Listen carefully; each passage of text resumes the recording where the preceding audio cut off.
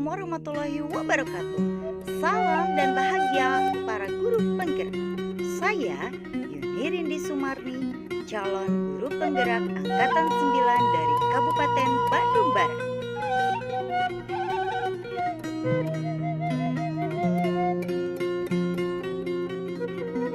Saya didampingi oleh Bapak Fajar Sidik Darmawan sebagai fasilitator dan Ibu Santi Wardani sebagai pengajar praktik calon guru penggerak Angkatan 9. Saya melaksanakan aksi nyata diseminasi budaya positif di Sekolah Dasar Negeri 1 Ciburui, Kabupaten Bandung Barat bersama 5 rekan saya yang terhebat.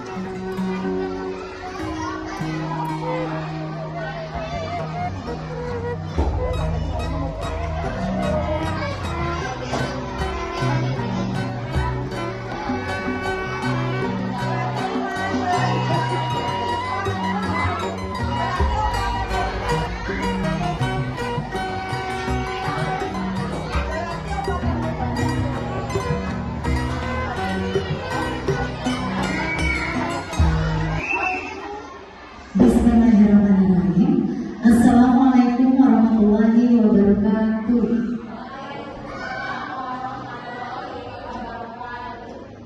Pertama-tama saya mengucapkan terima kasih kepada rekan dan Bapak Wakil Kepala Sekolah yang sudah bersedia membersamai saya dalam acara aksi nyata diseminasi budaya positif di SDN 1 Ciburui ini.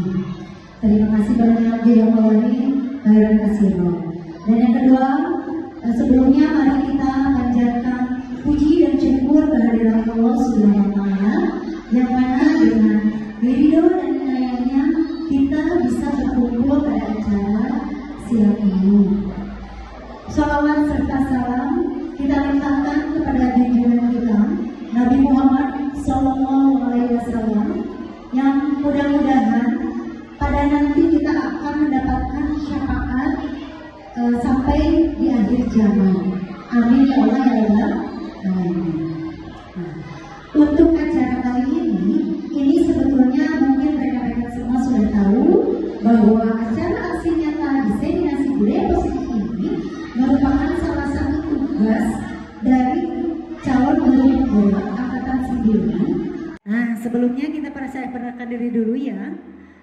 Ada pengajar praktik saya yaitu Ibu Santi Wardani dan Bapak fasilitator saya yaitu Bapak Fajar Sidi, dan saya sendiri selaku guru di sekolah ini sebagai wali kelas 2 di SDN 1 Ciburui. Susunan acara pada hari ini yaitu pendahuluan yang sudah saya buka tadi dan doa nanti kita akan pimpin bersama. Yang kedua menyanyikan lagu Indonesia Raya. Yang ketiga sambutan Bapak Wakil Kepala Sekolah Bapak Ujang Suherman MPD. Lalu dilanjut ke latar belakang, tujuan, penyampaian materi, dokumentasi, kesimpulan, kesan dan pesan, dan juga penutup. Oke. Nah, untuk acara yang selanjutnya saya harap kita bisa membaca Al-Fatihah bersama-sama ya. Acara selanjutnya yaitu ada sepatah dua patah kata dari Bapak Wakil Kepala Sekolah kita yaitu Bapak Ujang Suherman MPD. Bapak Ujang dipersilakan.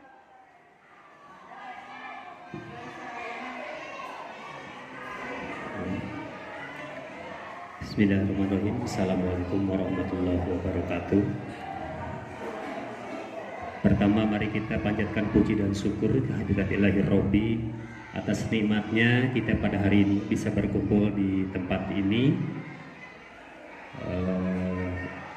untuk ikut mendukung program guru penggerak yang ada di sekolah kita. Alhamdulillah sudah ada lagi 5 ya, Bu ya, 5 rekan kita yang sekarang lagi menjalani program CGP yang sebelumnya mungkin seniornya sudah alhamdulillah lulus di angkatan ke-7. Salawat serta salam semoga tetap tercurah kepada junjungan Nabi besar Muhammad Sallallahu Alaihi Wasallam, pada keluarga, sahabat, sampai kita semua mudah-mudahan dapat syafaat nanti di akhir zaman.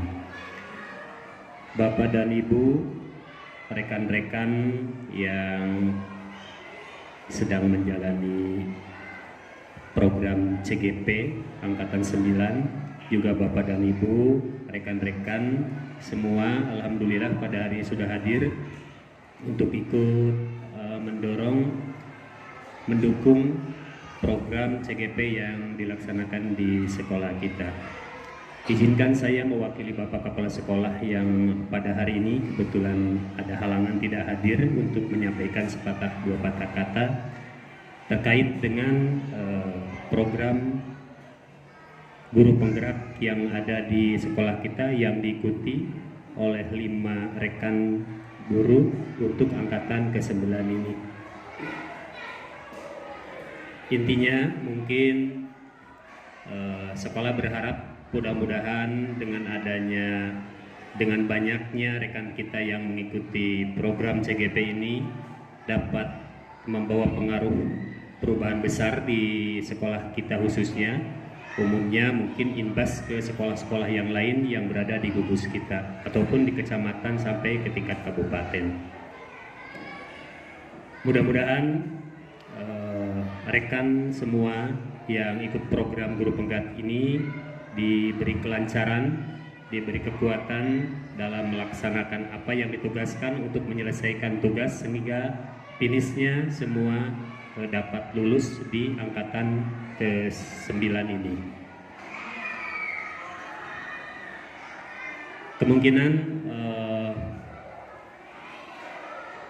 Kemungkinan besar sekolah dari harapan dari sekolah untuk perubahan di sekolah ini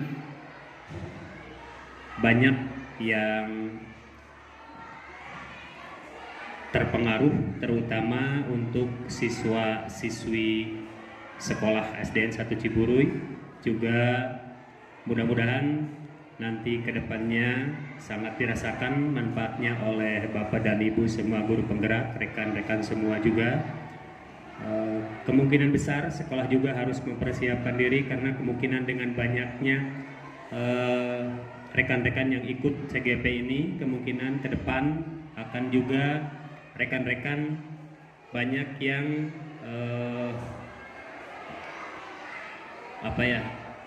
keluar dari sekolah untuk diperbantukan apa itu yang menjadi instruktur ataupun ke depannya menjadi pengawas dan kepala sekolah, karena ini adalah awal atau lubangnya untuk pengangkatan kepala sekolah dan pengawas itu sekarang pintunya dari CGP ini.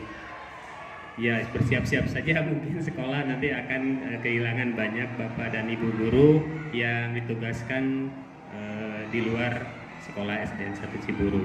Tetapi intinya mudah-mudahan sekolah ini mendapat perubahan yang sangat positif untuk anak-anak, untuk sekolah, orang tua, dan masyarakat yang ada di sekitar. Mungkin sekian dari saya, mohon maaf bila ada kata yang salah atau yang kurang dipahami. Billahi taufiq wal hidayah. Wassalamualaikum warahmatullahi wabarakatuh. Waalaikumsalam. Terima kasih kepada Bapak Wakil Kepala Sekolah, Bapak Ujang Suherman, yang telah memberikan satu patah dua patah kata mengawali acara kita hari ini. Untuk acara selanjutnya yaitu kita akan menyanyikan lagu Indonesia Raya. Hadirin rekan sejawat yang saya hormati, dipersilakan untuk berdiri.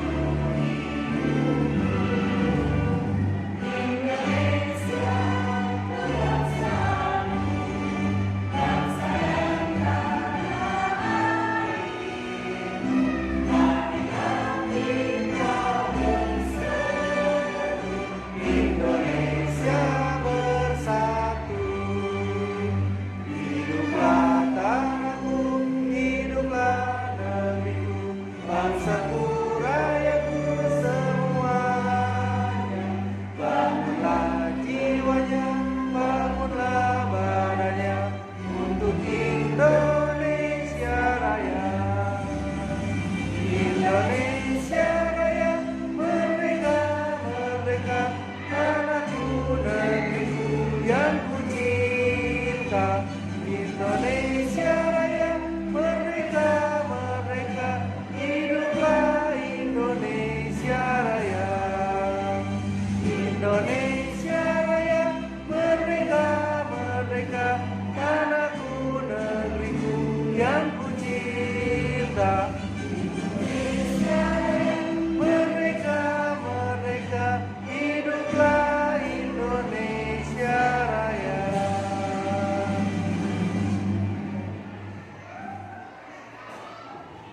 Terima kasih hadirin rekan sejawat yang saya hormati, dipersilakan duduk kembali. Nah, sebelum memasuki materi yang akan selanjutnya atau latar belakang tujuan jadi awal dari materi yang akan saya sampaikan, saya hanya ingin, saya di sini itu tidak bermaksud untuk menggurui, kita hanya sharing ya Ibu dan Bapak, tidak ada yang lebih tahu atau tidak tahu, kita hanya sharing demi kemajuan sekolah kita. Sebelum ke acara inti, saya akan menyajikan dulu pengantar acara budaya positif. Budaya positif yang terwujud di sekolah, menumbuhkan budi pekerti pada tiap murid, membangun kedisiplinan dan juga tanggung jawab semua warga sekolah.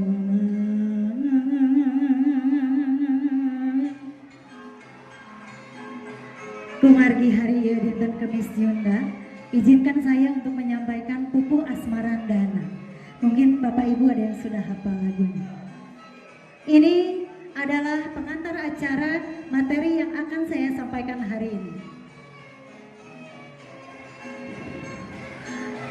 Tentang budaya positif yang harus terjalin di dalam sekolah.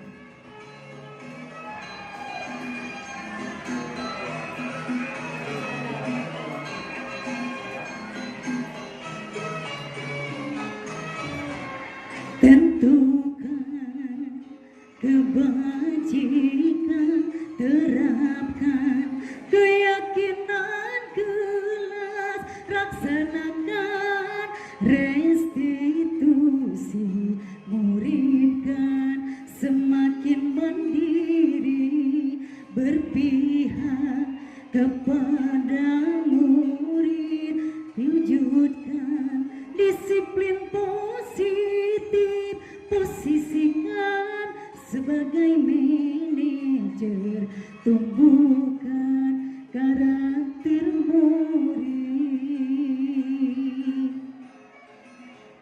Itulah pengantar acara yang dapat saya sampaikan sebelum memasuki materi yang akan saya sharingkan kepada para rekan semua. Nah, yang pertama adalah latar belakang adanya budaya positif. yaitu sekolah merupakan tempat untuk menumbuhkan karakter dan budi pekerti.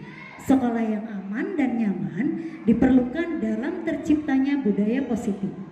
Menumbuhkan budaya positif dapat membangun karakter yang sesuai dengan profil pelajar Pancasila, seperti visi yang sudah kita laksanakan kemarin.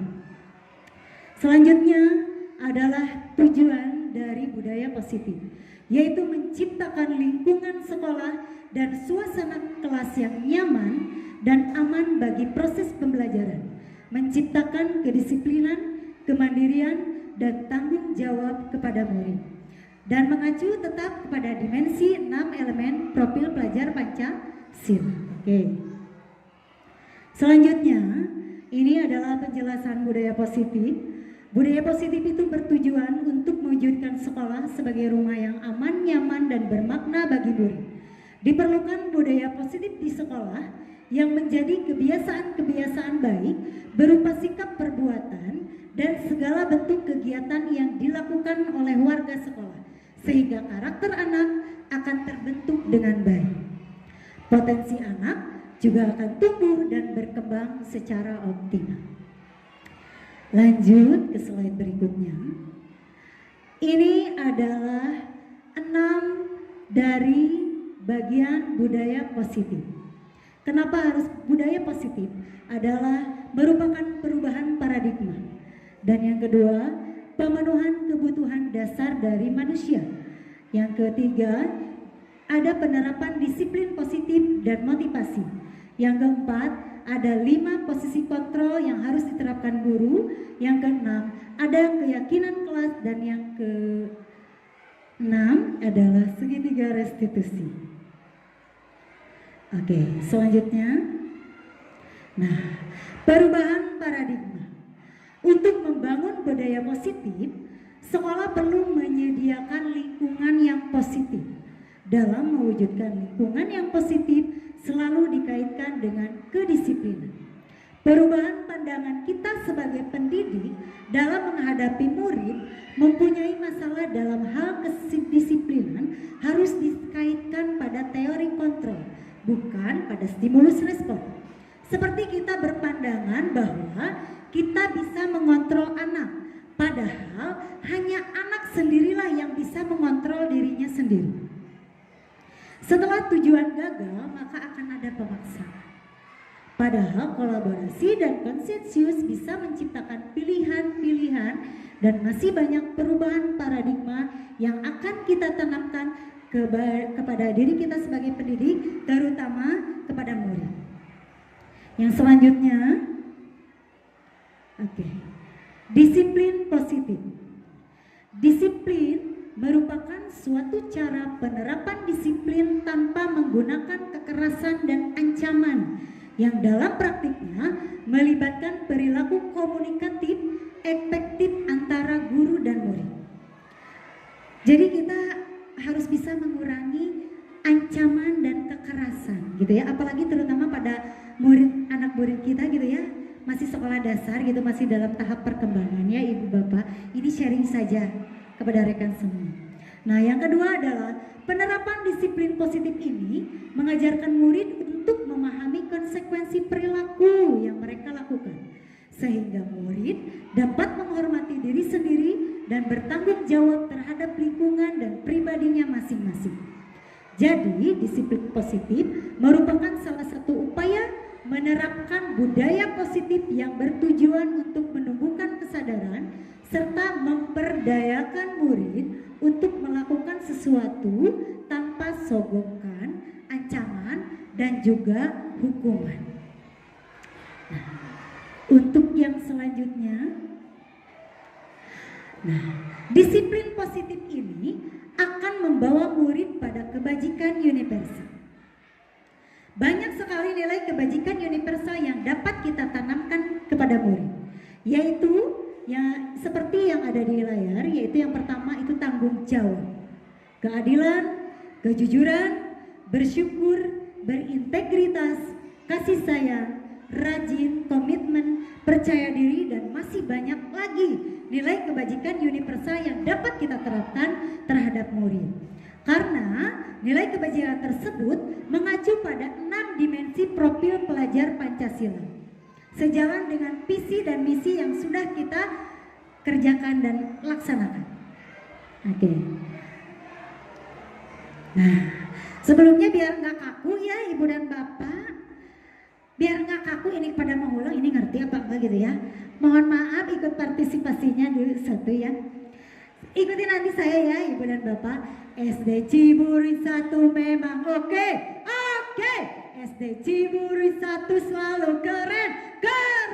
SD Ciburi 1 berkarya tanpa ragu. SD Ciburi 1 terus maju pasti. Oke, mana suaranya? Ulangi lagi sekali lagi. Oke, yuk 1, 2, 3. SD Ciburi 1 memang oke. Keren.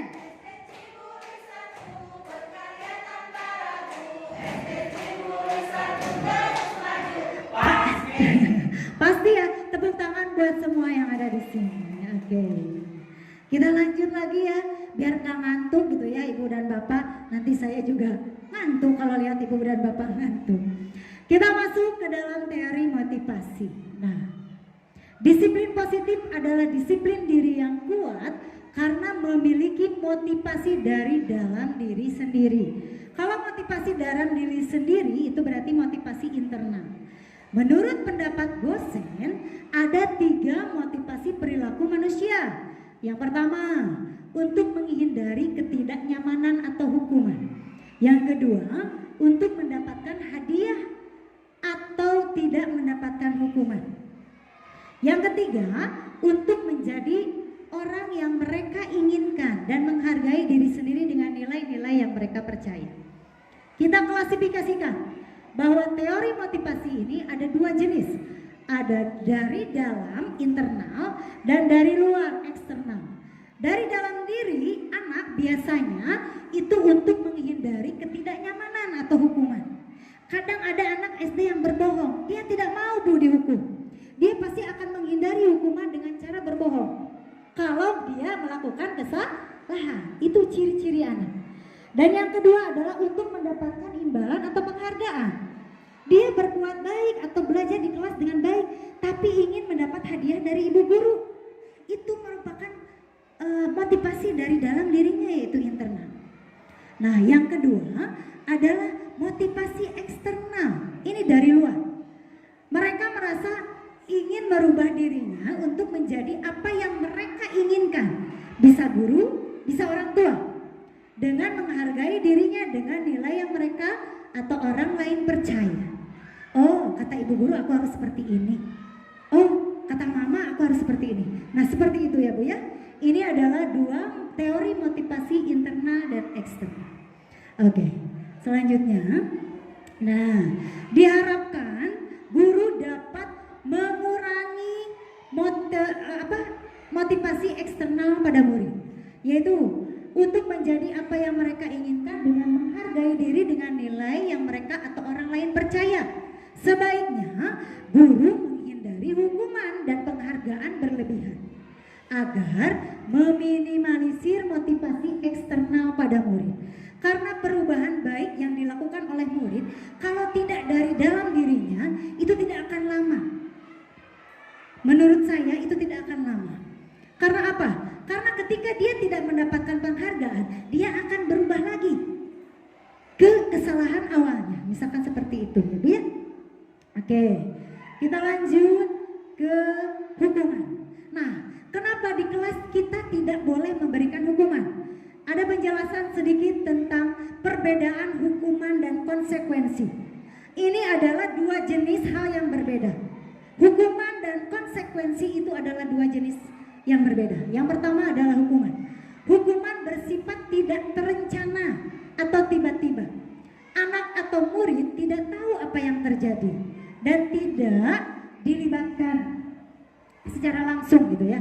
Hukuman bersifat satu arah dari pihak guru yang memberikan, dan murid hanya menerima satu hukuman tanpa melalui satu kesepakatan atau pengarahan dari pihak guru, baik sebelum atau sesudahnya.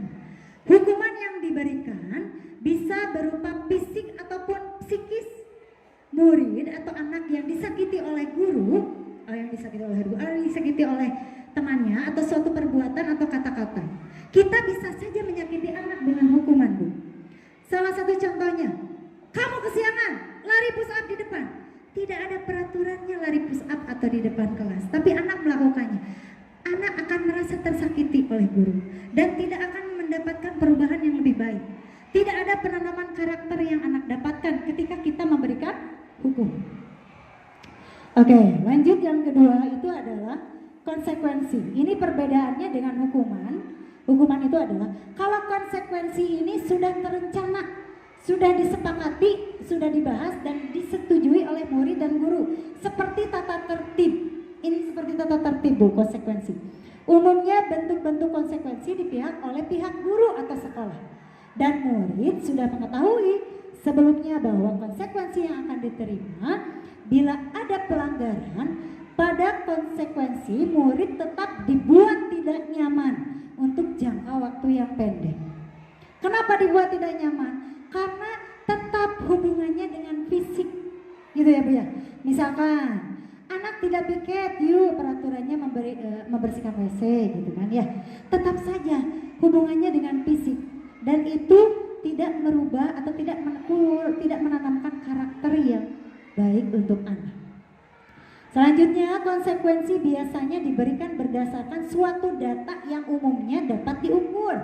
Misalnya, setelah 3 kali tugasnya tidak diselesaikan pada batas waktu yang diberikan, atau murid melakukan kegiatan di luar kegiatan pembelajaran, misalnya muridnya mengobrol, maka murid tersebut akan kehilangan waktu bermain dan harus menyelesaikan tugas karena ketertinggalannya. Kalau kita di kelas seperti ini, Bu, ini anak tidak mengerjakan PR. Terus anaknya bilang gini, kamu jangan istirahat ya, kerjakan PR saja ketika jam istirahat. Itu sudah mengurangi hak anak. Tidak bisa seorang guru memaksakan anak tidak istirahat. Pasti dia akan membandingkan dirinya dengan temannya.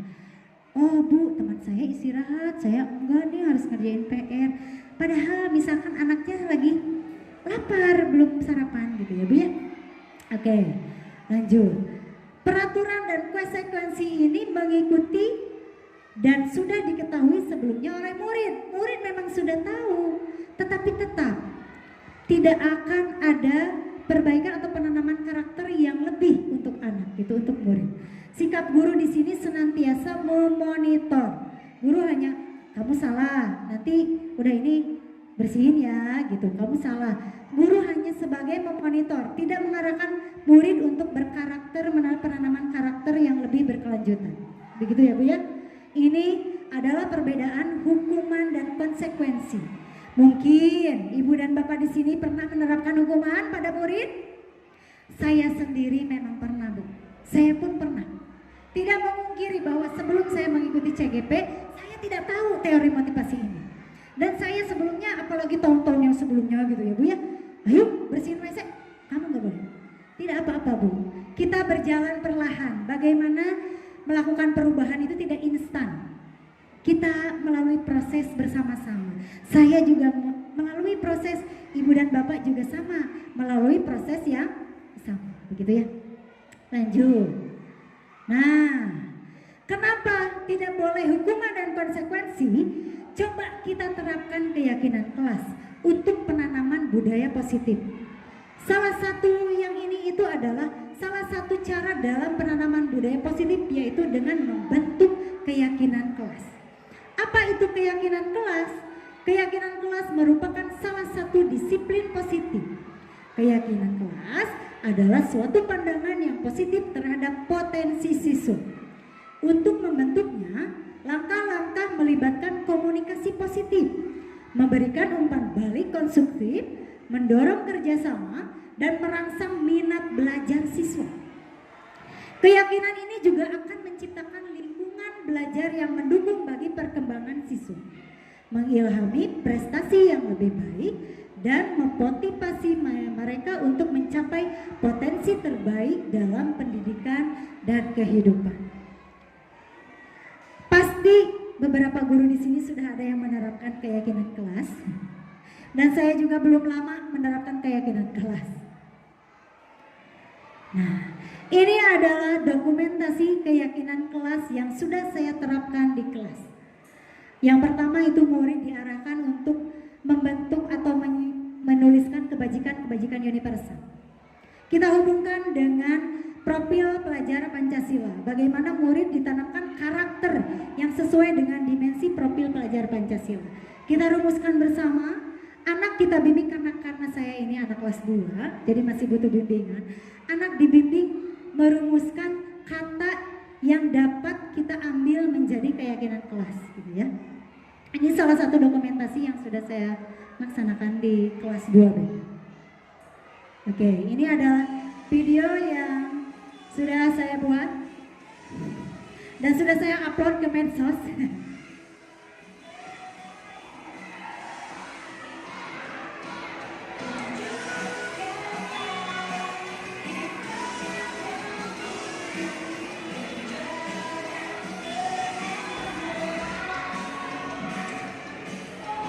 Oke. Nah, dari keyakinan kelas, kita teliti dulu kebutuhan dasar manusia dan dunia berkualitas. Kita telisik bahwa setiap murid itu pasti membutuhkan kelima poin ini ya Ibu dan Bapak. Yang pertama adalah, bukan hanya murid tapi kita juga sama ya. Yang pertama adalah bertahan hidup atau survival. Yang kedua adalah cinta dan kasih sayang atau rasa yang kita terima. Yang keempat adalah penguasaan atau pengakuan atas kemampuan. Yang keempat adalah kebebasan, kebutuhan atas pilihan. Dan yang kelima adalah kesenangan. Tidak hanya murid sebetulnya, guru juga membutuhkan. Dan setiap manusia memang membutuhkan 5 kebutuhan dasar ini untuk bertahan hidup. Coba kita lanjut lagi. Nah, dunia berkualitas. Kenapa kita membutuhkan dunia yang berkualitas? Dunia berkualitas adalah tempat khusus dalam pikiran kita. Tempat kita menyimpan gambaran representasi dari semua yang kita inginkan. Bisa berisi orang-orang, hal-hal, dan apa saja yang terbaik dalam hidup kita. Membuat kita merasa bahagia dan terpenuhi kebutuhan dasar Anda. Dunia berkualitas bersifat unik dan personal. Murid juga sama. Bagaimana cara kita sebagai guru yang berkualitas membuat murid yang juga membantu dan menuntun murid yang juga menjadikan murid yang berkualitas. Begitu ya. Nah, coba. Kalau kita sudah berkualitas berarti kita apa? Hebat. Coba. Tepuk hebat.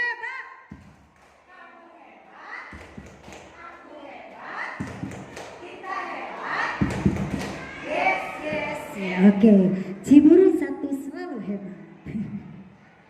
Gak apa-apa ya Bu ya, biar gak kaku.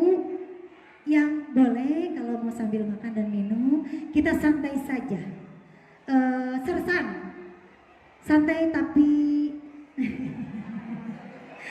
serius tapi santai gitu ya, betul sekali Bu. Oke, lanjut lagi, ini masih panjang Ibu dan Bapak ya. Kita lanjut lagi. Kok jadi jauh slide-nya? Nah, ada 5 posisi kontrol guru yang sering kita pakai. Sebelum saya menjelaskan lebih lanjut, saya mau tanya, rekan semua di sini kira-kira posisi mana yang sering dipakai? Penghukum. Bu Ima galak berarti suka penghukum ya. Penghukum Bu Ima. Ada lagi yang sebagai teman gitu, biasanya guru-guru kelas rendah ini yang seperti ini. Sebagai teman Bunda pasti. Nah, berdasarkan teori Dr. William Glasser, Gosen atau dipanggilnya Gosen itu ya, bukan Gosen GoFood ya Ibu ya. Ada 5 posisi kontrol guru yang dapat diterapkan. Yang pertama yang paling bawah, kenapa saya simpan di bawah? Karena yang paling jelek Bu, yaitu penghukum yang pertama. Yang kedua adalah pembuat rasa bersalah. Yang ketiga adalah teman. Yang keempat sebagai pemantau. Yang kelima sebagai manajer. Manajernya nggak soal uang ya Ibu ya ini ya. bukan manajer keuangan kita di sekolah. Kita lanjut apa sih ini? Nah, untuk yang pertama, model guru yang tadi Bu Ima sebutkan yaitu model penghukum, yaitu biasanya memberikan hukuman fisik dan verbal dengan nada suara serta bahasa tubuh. Misal, hei, kamu telat, push up sekarang. Nah, itu adalah posisi kontrol guru sebagai penghukum. Bagus tidak Bu yang seperti itu? Kalau menurut kita mungkin bagus Bu, budak jerak, jangan jadi anak jadi jerak. Sebetulnya tidak Bu, itu hanya akan menyakiti anak dan anak tidak berubah dengan signifikan karakternya. Kita lanjut ke nomor 2 yaitu pembuat rasa bersalah. Ini tidak pakai nada marah, lebih lembut namun membuat tidak nyaman. Oh, misalkan seperti ini Bu. Oh, Ibu tahu kamu tidak ngerjain PR, kamu sering ngerjain PR. Kamu mau nggak nanti nggak naik kelas? Oh gitu Bu. Ih, nanti nilai kamu 5, Ibu kasih 5 ya nggak apa-apa. Nah, tetap anak dibuat tidak nyaman dan tidak baik untuk perkembangan anak terutama pada usia SD. Saya kemarin ngobrol sama teman saya yang di SMK. Katanya Bu, keyakinan kelas atau posisi kontrol kita itu nggak sesuai kalau untuk di SMP SMA. Anak tidak jera kalau tidak diberikan hukuman. Mungkin proses berubahnya anak di SD, SMP atau SMA itu berbeda. Kalau untuk anak SD mungkin bisa cepat. Anak akan paham, oh iya Bu aku salah, aku harus gini ya Bu. Betul, tapi kalau di SMP, SMA prosesnya mungkin akan agak lama. Karena anak sudah mempunyai pikiran sendiri kalau untuk anak SD, SMP, SMA. Saya sampai debat sama guru SMK, Bapak kalau di SD dikasih hukuman buka sepatu, anaknya nanti nangis atau bisa aja luka gitu lari-lari. Bahaya Pak kalau anak diberikan hukuman tidak memakai sepatu. Begitu. Kata dia, Bu kalau di SMA mah boleh Bu, nggak apa-apa. Nanti katanya anak akan jerah, akan berubah. Tapi dia akan ada rasa tidak enak dengan gurunya. Ih, Bapak itu yang suka galak, suka ngehukum aku. Pasti anak SMP, SMA juga berpikirnya seperti itu. Bapak guru galak, misalkan ya terkenalnya. Pasti seperti itu. Nah, yang ketiga, ini adalah posisi kontrol guru sebagai teman. Yaitu seperti ajakan atau persuasi ya Bu ya, Ibu Bapak. Tapi posisi sebagai teman ini bisa negatif atau positif. Negatifnya, ayo dong sayang, contohnya seperti ini. Ayo dong sayang, demi ibu bisa ya nulis. Iya Bu, tapi ketika ibunya tidak memberikan perhatian, anak akan kecewa. Ah, ibunya juga udah nggak nyuruh, nggak apa, biarin aja. Nah, ada negatif dan positifnya ketika kita memposisikan diri sebagai teman. Anak akan berubah ketika, ah ibunya nggak ada, ah aku boleh ah gini. Nanti ketika ada gurunya, ah ada ibu ah, aku malu ah, aku berubah lagi gitu ya. Nah, tetap tidak merubah karakter anak sesignifikan gitu ya. Yang keempat adalah posisi guru sebagai pemantau. Biasanya guru sudah tahu peraturan, oh ini peraturan tata tertib di sekolah, ini peraturan di kelas. Anak dituntut untuk berlaku sesuai dengan peraturan. Guru mengawasi ketika anak membuang sampah, kelihatan Bu, kamu sini, itu sampahnya buangnya. Nanti kamu piket kelas karena buang sampah di mana aja gitu kan. Nah, itu guru sebagai pemantau. Ketika murid melakukan kesalahan, guru langsung, peraturan kelas kita itu kamu sudah melanggar. Nah, tetap itu juga kurang membantu murid dalam penanaman karakter. Nah, yang kelima adalah yang paling atas tadi adalah posisi manajer. Guru bisa menjadi teman, bisa menjadi pemantau, tetapi guru dapat memposisikan diri sebagai semuanya mengarahkan murid, yaitu dengan memotivasi siswa menemukan solusi bersama sehingga membentuk murid menjadi pribadi yang mandiri dan juga bertanggung jawab. Kok sulit ya Bu ya menjadi posisi manajer? Memang saya akui Bu, saya sudah tahu ini saya harus menjadi manajer. Memang saya juga membutuhkan proses yang cukup waktu ya untuk menerapkan atau posisikan diri sebagai manajer. Tapi kita dapat berubah bersama-sama karena proses ya Ibu dan Bapak. Nah, posisi manajer ini adalah posisi yang paling baik di antara kelima atau keempat posisi yang lain, begitu ya, Ibu dan Bapak. Nah, pada posisi manajer diharapkan guru dapat melaksanakan segitiga restitusi. Guru tidak memberikan hukuman, guru tidak sebagai penghukum, guru juga tidak menjadi pembuat rasa bersalah. Tapi guru bisa menjadi teman dan juga pemantau, juga menerapkan posisi sebagai manajer dengan melaksanakan restitusi. Apa itu restitusi? Restitusi adalah sebuah cara menanamkan disiplin positif pada murid. Dalam restitusi, guru berperan sebagai manajer. Restitusi bukan untuk menebus kesalahan, namun untuk belajar dari kesalahan. Tujuannya untuk memperbaiki hubungan antara guru dan murid. Tindakan ini adalah tawaran, bukan paksaan. Restitusi menuntun untuk melihat ke dalam diri, mencari kebutuhan dasar kelima tadi yang mendasari tindakan apa. Kenapa anak bisa berlaku demikian? Dan lebih berfokus pada karakter yang nanti akan dimunculkan pada anak, bukan berfokus pada tindakan salah yang anak sudah lakukan. Begitu, Bu. Nah, segitiga restitusi. Restitusi ini ada 3 tahapan. Yang pertama adalah menstabilkan identitas. Yang kedua adalah validasi tindakan yang salah. Yang ketiga adalah menanyakan keyakinan. Bagaimana cara kita menerapkan segitiga restitusi? Nah, langkah yang pertama adalah menstabilkan dulu identitas. Nah, pasti anak yang salah itu dia merasa gagal, Bu. Senakal-nakalnya anak pasti dia merasa, oh saya salah, saya sudah nakal. Pasti di dalam dirinya dia merasa gagal karena sudah berbuat salah. Untuk perubahannya menjadi positif, kita harus berkata dengan melakukan pendekatan seperti ada salah satu contohnya. Nah, berbuat salah itu adalah hal yang manusiawi.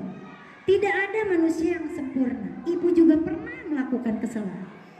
Ibu pernah melakukan kesalahan, tapi kita bisa menyelesaikan permasalahan ini. Bapak dan ibu tidak tertarik untuk mencari tahu siapa yang benar ataupun siapa yang salah. Bapak atau ibu lebih tertarik untuk menyelesaikan masalah. Kalau kamu menyalahkan diri kamu sendiri terus-menerus, apakah kamu dapat bersikap baik pada dirimu sendiri? Nah, ini adalah salah satu pertanyaan dan pernyataan yang dapat kita terapkan pada tahap yang pertama segitiga restitusi. Yang kedua, tahap yang kedua, yaitu memvalidasi tindakan yang salah. Validasi tindakan yang salah ini adalah membantu siswa mengenali basic kebutuhan yang ingin dipenuhinya ketika kesalahan itu sudah dilakukan. Pada dasarnya setiap tindakan manusia ada tujuannya, dan itu pasti ingin memenuhi kebutuhan. Apakah itu power atau kekuatan, apakah itu freedom atau kebebasan, apakah cinta ataukah perhatian, apakah kesenangan ataupun survival atau untuk bertahan hidup. Kita bisa berkata seperti ini ketika anak melakukan kesalahan. Kamu bisa saja melakukan hal yang lebih buruk, Nak, tapi kamu tidak melakukannya, kan? Kamu pasti punya alasan mengapa kamu melakukannya. Tanyakan dulu, kenapa anak melakukan kesalahan. Kita tidak boleh memberikan konsekuensi atau hukuman, apalagi hukuman. Kita tanyakan dulu asal muasalnya. Karena setiap manusia pasti punya alasan dalam segi apapun dalam hidupnya. Lalu boleh dengan ditanyakan, apa yang paling penting bagi kamu, Nak?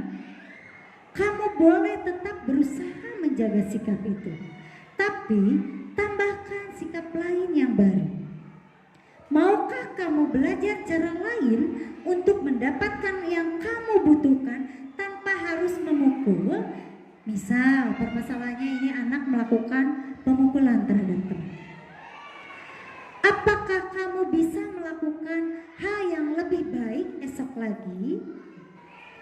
Nah, ini adalah langkah kedua ketika kita menerapkan segitiga restitusi. Dan yang terakhir, yang ketiga adalah menanyakan keyakinan. Nah, kita kan sudah buat kesepakatan kelas yang tadi, yang sudah saya jabarkan, apa itu keyakinan kelas, bagaimana cara membuatnya, berasal dari nilai kebajikan universal. Kita tanyakan keyakinan atau kesepakatan kelas yang sudah kita buat di kelas. Anak akan melihat kesalahannya. Kita hubungkan dengan norma sosial dan nilai-nilai yang mendasari manusia berinteraksi dengan orang lain. Guru boleh berkata, apa nilai yang dipercaya di kelas atau di sekolah kita? Nilai-nilai universal apa yang telah kita sepakati sebelumnya? Apakah kamu ingat ya? Apa nilai keyakinan kelas apa yang sudah kamu langgar? Kamu ingin jadi anak seperti apa? Apa yang kamu rasakan ketika kamu melakukan itu? Kamu ingin menjadi seperti apa? Kita tuntun, kita arahkan. Bagaimana karakter yang akan berubah dari anak ini? Nah, sebagai manajer, kita tentu lebih paham bahwa perubahan anak itu tidak instan ya Bu ya. Pasti butuh proses.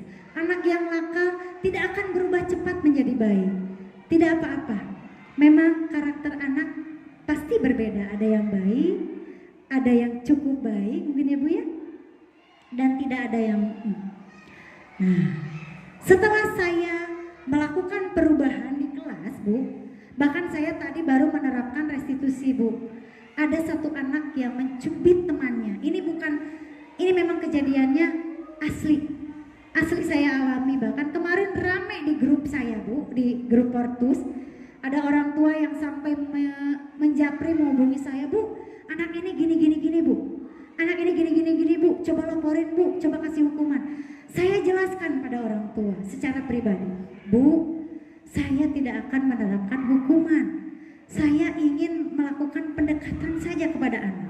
Karena anak SD itu tidak akan mengubah karakternya dengan memberikan hukuman. Ini saya alami, baru tadi Bu saya melakukan restitusi. Bu Rini melihat, Bu Mila nggak ada ya? Bu Mila tadi lihat saya melaksanakan restitusi. Saya menerapkan filosofi Ki Hajar Dewantara Bu, yaitu yang selalu berpihak kepada murid. Guru menuntun siswa ke arah yang lebih baik. Dimulai dari teori Trikon, sistem Among yaitu menuntun, mendidik harus relevan dengan kehidupan, menumbuhkan daya cipta rasa karsa, membentuk pribadi yang mandiri, dan pengembangan pendidikan. Saya telah melakukan perubahan aksi nyata di kelas saya sendiri Bu. Dan saya merasa antusias serta semangat dalam mengimplementasikan ke dalam kegiatan sekolah, yaitu dengan pembelajaran yang selalu berpusat pada murid. Penanaman budi pekerti, menerapkan budaya 5S, senyum, salam, sapa, sopan, dan santun, serta selalu berkolaborasi dalam pembelajaran, baik dengan rekan sejawat, murid, dan juga orang tua. Kita ketahui bersama bahwa kolaborasi kita dengan orang tua itu sangat erat Bu. Bagaimana budaya positif ini akan tercipta tanpa kita berkolaborasi dengan orang tua.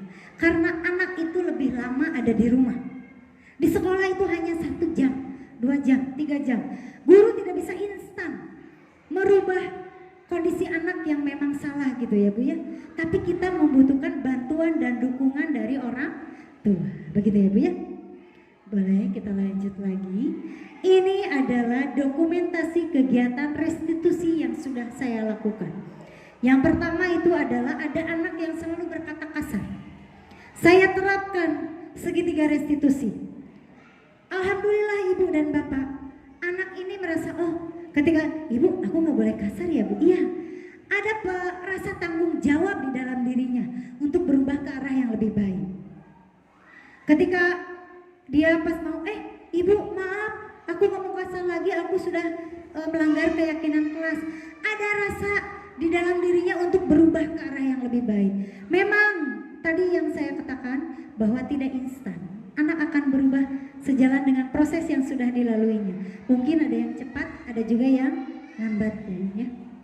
Dan yang satu lagi ini anak terlambat. Memang tidak biasanya ini anak terlambat, tetapi diharapkan dengan penerapan restitusi, penanaman karakter, yaitu mandiri dan tanggung jawab yang utamanya dapat tertanam pada diri anak. Dan kita juga tidak terbebani, Ibu dan Bapak. Kalau kita memberikan hukuman, kita akan terbebani. Saya sendiri juga pernah merasa bersalah. Kok saya tadi ngasih hukuman sama anak? Kok anaknya, aduh, saya juga merasa bersalah sama orang tua. Bagaimana apabila orang tuanya merasa sakit hati ketika anaknya diberi hukuman oleh saya?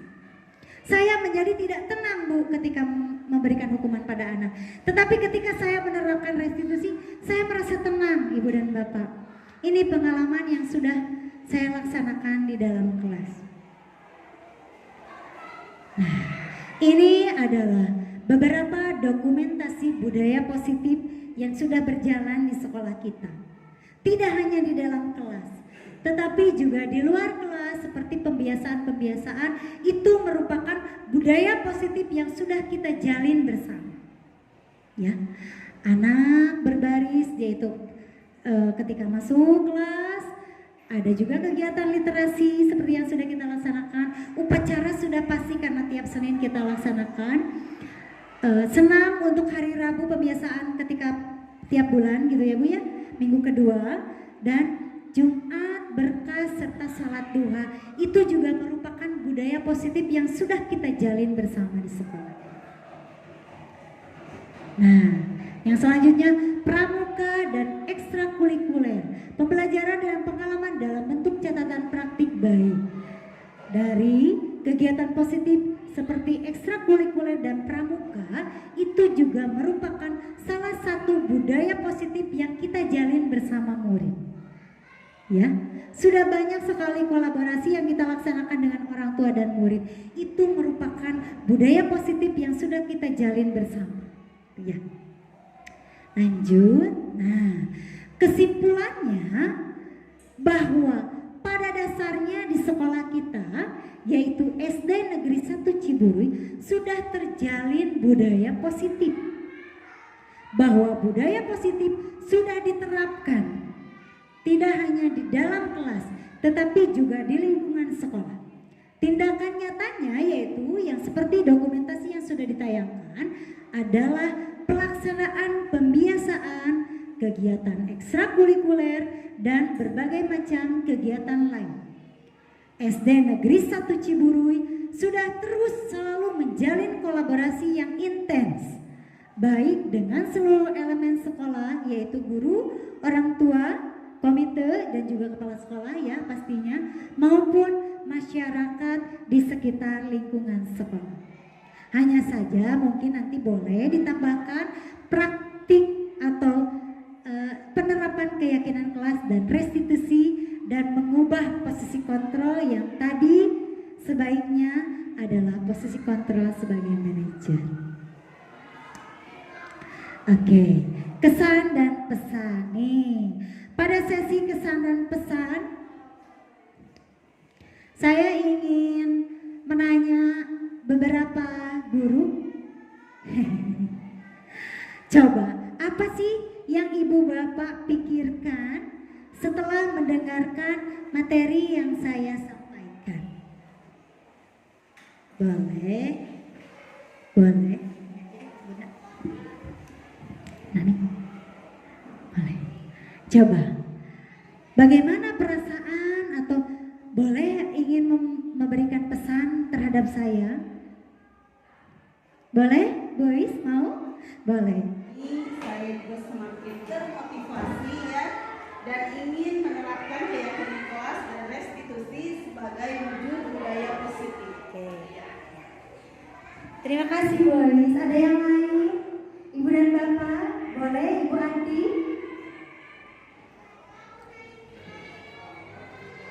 Pesannya lebih sering mengadakan pertemuan untuk sharing dalam perkembangan sekolah. Oke. Ya. Ada lagi Bu Ima mungkin? Bu Ima boleh. Mungkin pesan ya buat Bu Yuni, agendakan pertemuan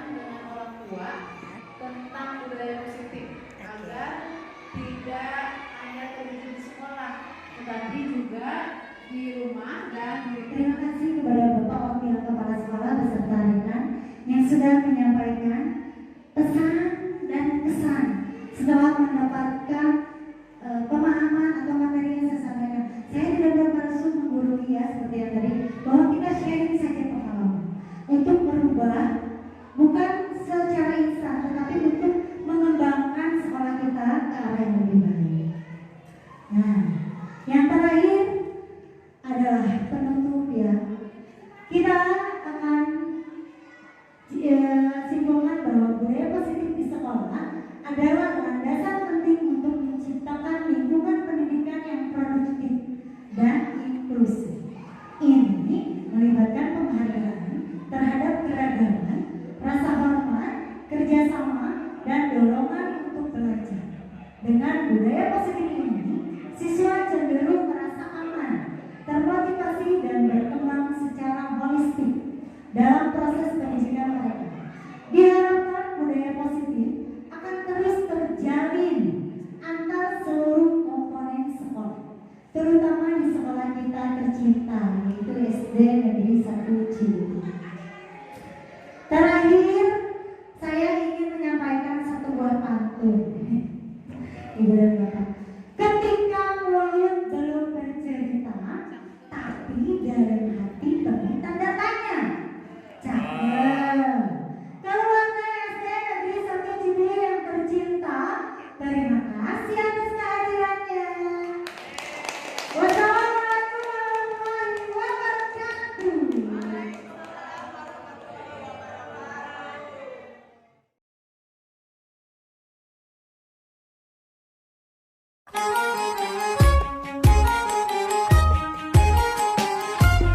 Oke, sebelumnya ini dilakukan terlebih dahulu. Kali ini kita akan membuat seragam apa ini cantik. Keyakinannya adalah suatu tunjangan. Kamu main musik, semuanya jadi istimewa, membuat hatiku bahagia, memiliki teman-teman, punya banyak kelebihan.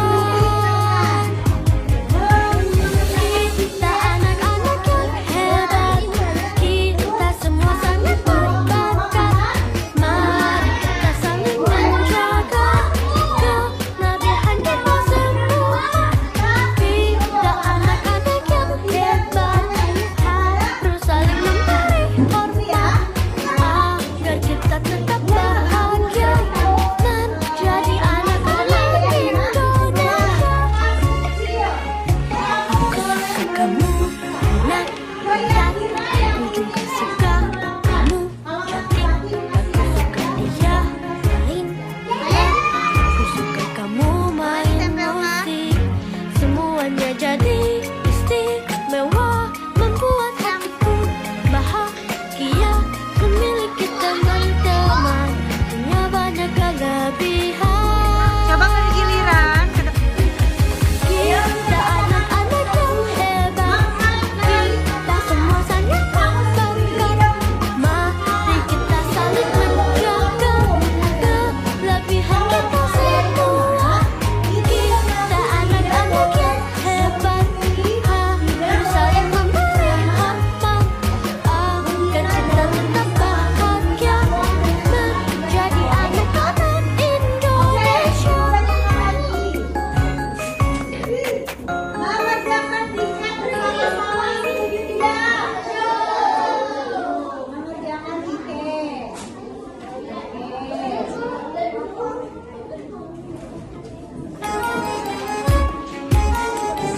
Ada lagi yang berbicara?